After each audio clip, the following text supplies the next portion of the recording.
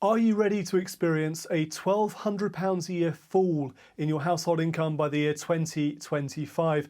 That is the rather stark warning today from the Resolution Foundation, who believe the pandemic will continue and accelerate an existing trend of falling household incomes. So coming up in this video, a few suggestions, ways to make sure that your household income doesn't fall over the coming years, and in fact some ways to ensure it rises during that time.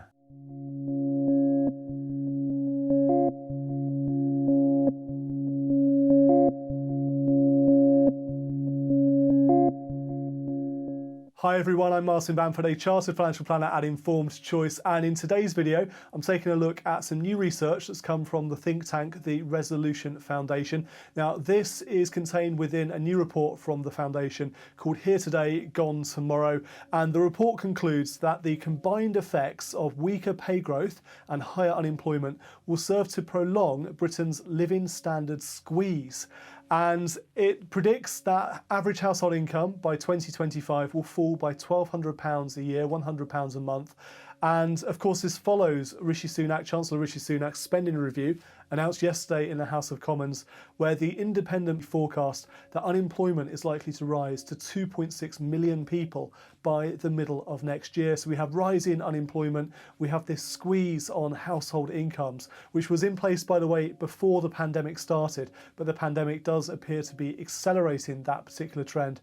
What can you make of this? Within the report, the chief executive of the Resolution Foundation, a chap called Torsten Bell, said the COVID crisis is causing immense damage to the public finances and permanent damage to family finances too, with pay packets on track to be £1,200 a year lower than pre-pandemic expectations. It's quite interesting to look at what was going on before the start of the pandemic. Between the start of 2008, so the onset of the global financial crisis, and the year 2023, the Resolution Foundation is forecasting that pay packets will rise by an average of 10%.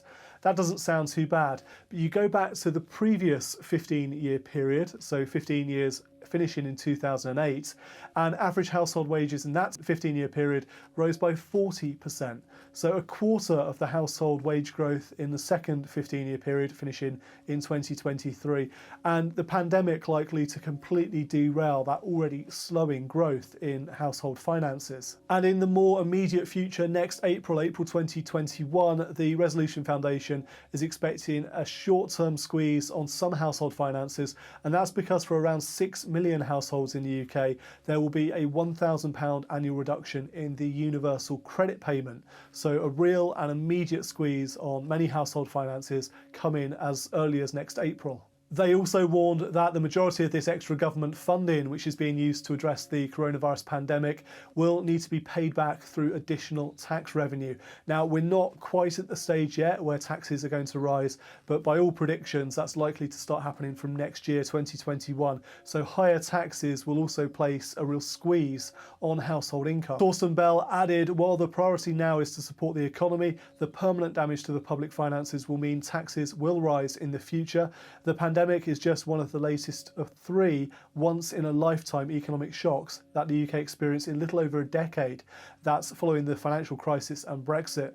The result is an unprecedented 15-year living standard squeeze. So are you happy to accept a £1,200 a year fall, a cut in your household income? I suspect you're not. I don't think you'd be watching this video if you were. So what I'd like to do now is share with you 4 ways that you can take some more control of your household income, ensure you don't suffer this cut over the coming years, and in fact, if you work hard enough on this, you can increase your level of household income instead of watching it fall. Now, the first one is to review your household expenditure. Because what really matters is not how much you earn, it's how much you keep after what you've spent. And more importantly, perhaps, what you do with that money that you keep. So this is all about increasing the gap between what you earn and what you spend. And the way to do that very effectively is to cut the amount you spend. A simple rule of thumb when we look at this is the 50-30-20 rule. And all that means is spending 50% of your net income on essential expenditure. That includes your living costs, your mortgages, or your rent. And then 30% on discretionary expenditure, what we might call fun and games money, the going out, the entertainment stuff. And that leaves 20%, which you save and invest for the future. So the 50-30-20 rule. Now, practitioners of the FIRE movement, that's the Financial Independence Retire Early movement, they try and get their savings rate up to as high as 50%, or in fact, sometimes much higher than that. And they don't do that just by stopping all the fun and games, by taking the 30% discretionary expenditure and combining it with the 20% future expenditure. They look across the board. They look at how they can cut their lifestyle costs in all areas, their housing costs, their transport costs, food and drink, all sorts of things. So look at every area of your expenditure and look for ways to adjust that ratio of 50-30-20. Push it all towards the 20 as much as you can. That will put you in a much stronger financial situation. The more you can save, the more you can push away from essential expenditure and also from discretionary expenditure categories, the better the financial position you'll be in. Your financial position will be more robust for the future, particularly if you can save and invest money to withstand any future financial shocks. Tip number 2 is to make sure you're not paying any tax unnecessarily. I'm not advocating tax evasion here. It's illegal. Don't do it, please. You'll get in an awful lot of trouble. However, tax avoidance is perfectly legal. And in fact, we're all encouraged to arrange our tax affairs in such a way to pay the lowest amount of tax that we're required to pay. So make sure you're not overpaying tax. I can't stress how important this is. In a typical year, people in the UK waste more than £4 billion in overpaid tax. It's a huge amount of money. Some typical ways we're wasting tax is not putting enough money into our pensions, not holding our cash savings within cash ISAs, overpaying inheritance tax. So sit down with your parents, have a really good conversation about intergenerational wealth transfers before it's too late. We're overpaying capital gains tax because we're not efficiently disposing of assets and making use of our allowances. We're holding investments outside of the stocks and shares individual savings account or ISA tax wrapper, so we're paying more tax than we need to on our investment returns. There are all sorts of ways that we are overpaying, that we are wasting tax, and that has to stop, and it has to stop now, because as I said earlier, from next year we expect the Chancellor Rishi Sunak to start increasing taxes across the board. It's unlikely to be a tax hit in one particular area, but a little bit from here, a little bit from there.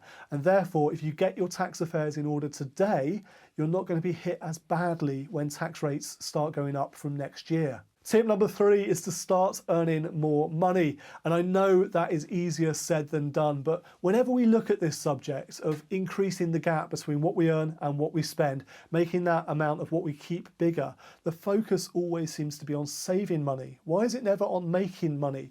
It's much easier to make a meaningful impact on that gap by bringing more money in. In fact, if you do both, if you bring more money in and take less money out, that gap will grow even more and you'll have even more money to allocate towards the future. But earning more money, if you're an employee, can you ask for a pay rise? Can you get paid more for doing your existing job? Please go well armed with that request. Don't just ask for more money. Prove that you're generating more wealth for the business. But accept that times are tough for businesses right now and there may not be the budget to pay you more for what you do. If that's the case, look at other ways to earn more money. Could you take on a part-time role? We're in the gig economy now. You can go and deliver food, you can do anything to earn that extra bit of money, but with some flexibility, hopefully, to work around your lifestyle. Or can you start a side hustle? Can you turn an existing hobby or a passion, or even just a simple idea into a source of revenue? Now, the trick of starting a side hustle is to start small, don't take on any unnecessary expenditure, and then scale it, grow it from there. And you never know, one day, if successful, your side hustle may entirely replace your main primary source of income. And when that happens, you could be in a lovely situation where you're earning more money and you have much better work-life balance. So that is really the goal to aim for. And then tip number 4 is to make a plan for the future. If you end up in the year 2025, just over 4 years away, and you're no better off than you are today, or in fact you're £1,200 a year worse off than you are today as a household, then chances are you've ended up there without any sort of a plan. You've gone there directionless. If you cruise along through life without direction, without a plan, then chances are you will end up somewhere completely random, somewhere you did not necessarily want to be in the first place. So you need to have a plan, and that plan needs to be smart, specific, measurable, attainable or achievable, realistic and time-bound. And perhaps most importantly, you need to have mini goals along the way, milestones, so you can check your progress and make sure you're continuing to head in the right direction. Look, you're not going to get to your chosen destination by chance. When a pilot takes off from an airport and they fly their plane towards their new destination, they know where they are going, they have a plan, and along the way they're making thousands of mini micro adjustments to stay on the right track. They're not going to take off and by some miracle land where they wanted to get to. It requires a plan, and so does your life, so do your finances. Planning is all about being intentional, and what better wake-up call to be intentional than this warning from the Resolution Foundation that households will be, on average, £1,200 a year worse off by 2025. I think that's a pretty good incentive to make your plan and put it into action. What do you think of this warning? What steps will you put in place today to ensure that your household is not £1,200 a year worse off by 2025? Let me know in the comments below. Thank you for watching this video. Do press that subscribe button, press like, leave a comment. I'd love to hear from you. Until next time, I'm Martin Bamford, and when it comes to your money, the more you know, the faster it can grow.